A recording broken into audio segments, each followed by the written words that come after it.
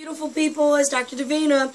Welcome to week 7. We finally made it to week 7. Listen, you guys are troopers because you've had to hang in there as I try to recreate our schedule. Okay, so I know you already had a schedule, but we're recreating the schedule, and so I appreciate your patience. I posted last Friday an update so that you can know what week 7 is going to look like, a new schedule. And when I want to meet with students this week is week 7 starting October 2nd. So I appreciate you being troopers, and hopefully you've already checked out that announcement so you know what to expect. I got a couple of email questions, and nothing's due this week. No outlines are due. Nothing is due. Your lectures this week are going to be designed to help you start thinking about the next assignment. I'm going to give you some more requirements about the outline that goes to that assignment. I'm going to give you those requirements in class this week. But nothing is due this week. It's all about you thinking about the next project. The only thing you'll do after the videos is take a quiz. All right? That's it. But nothing is due in writing other than the quiz after the videos. So again, thank you for being troopers. All right? Let me see. Is there anything else I need to say before I jump in?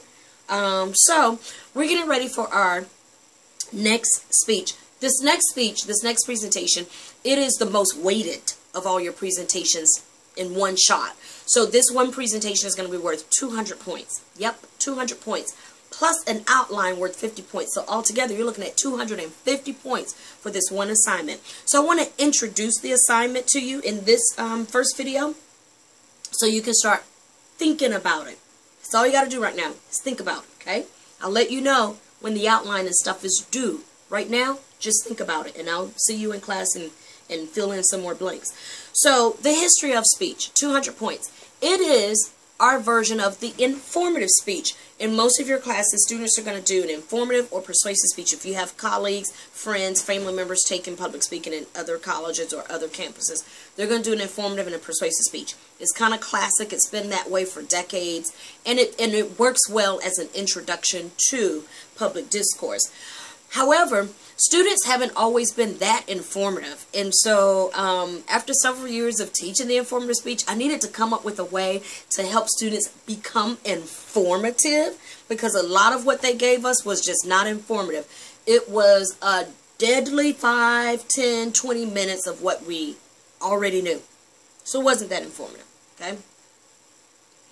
So the history of speech is my version of the informative speech to try to get us to be informative. So what are you going to do? You're going to have about 3 minutes to give us a speech on the history of something. The history of something. The history of something, someone. You'll have 3 minutes to give us the history of. Last week you had to be strategically organized in 60 seconds.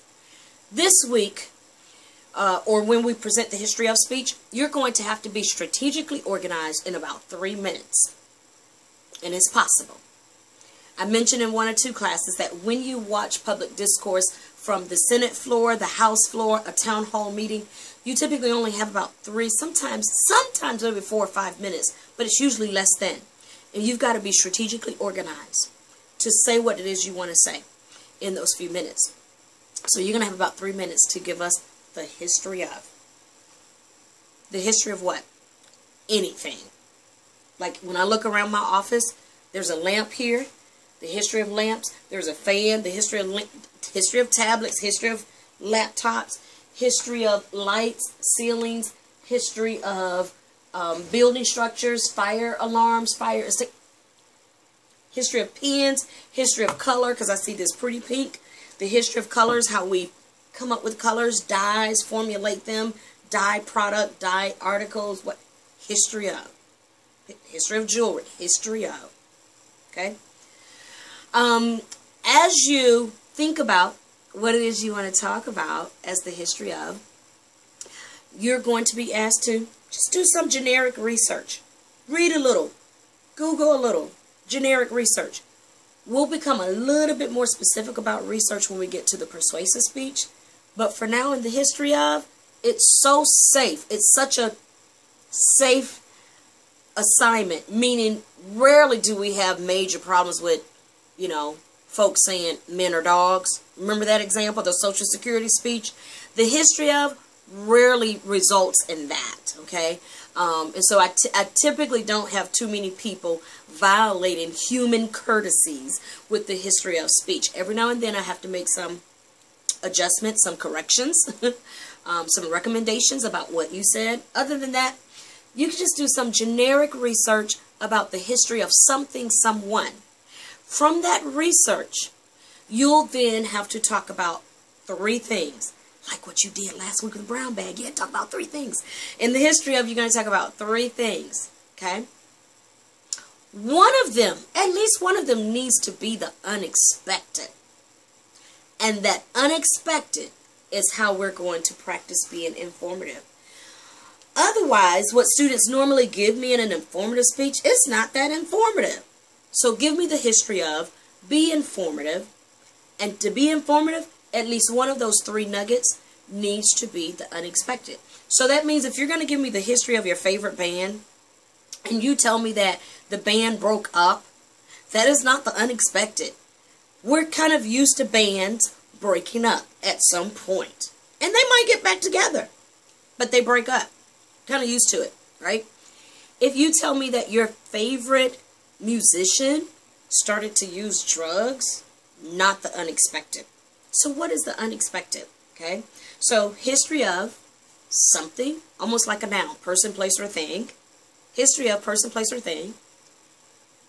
3 things from that history, and one of them has to be the unexpected. So you're going to have you're going to have this week and maybe a little bit more time to kind of think about that, all right? But I just want to introduce it to you. It's that simple. Just start thinking about something and start kind of sampling, you know, researching, just looking around some possibilities of the history of and what you think you might be motivated to talk about, the history of. I'm going to give you one of my favorite examples, the history of KFC.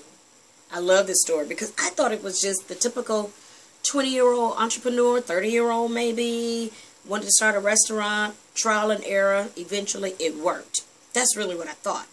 No, not at all. The history of KFC, Kentucky Fried Chicken, Colonel Sanders, is that he owned a little restaurant, a little hotel, a little restaurant with a little hotel, on this main highway that would probably be the equivalent of like Highway 301 in Hillsborough, Pasco County, Florida. Be the equivalent of maybe Highway 301 or US 1, okay, all the way on the other coast of Florida, and or US 19 on the west coast. So, coincidentally, a new highway was built. The equivalent of maybe like an I-75 or I-95 or I-4. A new highway was built. That took all of that local traffic and pushed it out. That ruined his business. So he had to close shop. He was 65 years old when this happened. 65, and at 65, I thought the story was going to be, you know, he retired. Went back to, you know, spend time with his grandkids. But no, at 65, he started driving around selling the pressure cookers that he had been frying chicken in. He was selling pressure cookers. And while selling the pressure cookers, he would demo how to fry chicken in the pressure cookers. And while creating the demo, he would also use his special secret recipe. So if you like the chicken, not only could you buy the pressure cooker, you could also buy the secret recipe. Eventually, of course, it became so tasty and so good that he opened up Kentucky Fried Chicken. That's the unexpected. What happens at 65 when you should be retiring and your business goes defunct and you end up starting a national, what becomes recognized as a national chain, okay? There were other unexpecteds in there as well, like when they offered him stock, the new owners offered him stock, and he wouldn't take the stock in Kentucky Fried Chicken. Exactly, right? And so then there's another story about how then does his family make money, because they did not originally own stock in Kentucky Fried Chicken. So there's a lot of unexpected that you can look through, all right? There's another example in your modules. It's an article. It's not a video. It's an article on the St. Louis Spirits. It's a basketball team. It used to be called the St. Louis Spirits. And if you read that, you'll see what the unexpected is in terms of what happened with the owners. How do they still make money and they don't have a basketball team? How did they do that? It's the unexpected, okay? I was listening to NPR and a couple of weeks ago, and they were talking about trees. The history of trees, how trees grow, how they reproduce, when and where they reproduce. Do trees communicate? Are some trees bully? Do they like to take over the landscape? It was a very fascinating conversation. So, history of trees. History of banks. Another NPR story. The history of banks, where they were talking about what happens when banking institutions experience some measure of going defunct or some, inoperable. And so there's a narrative out of Ireland about this happening in Ireland, and how the Irish pubs were able to sustain a kind of a banking industry. It was a little blurb on NPR. I was like, oh, wow. So, if you look around you, look in different places, you can find some examples of the history of, and you'll have 3 minutes to strategically talk about 3 aspects of the history of something. And at some point, one of those 3 needs to be the unexpected. That's just to get you started. I'm at 10 minutes, okay? That's just a little introduction about where we're going, so you can start thinking about the history of anything and how you might want to deliver the unexpected. And just start some generic researching. Read a little bit here, read a little bit there, do a little bit of digging online, and see what you can come up with. When I see you in class, I'm going to then talk about how that information that you inquire, how that information that you start to collect, how that needs to go into an outline.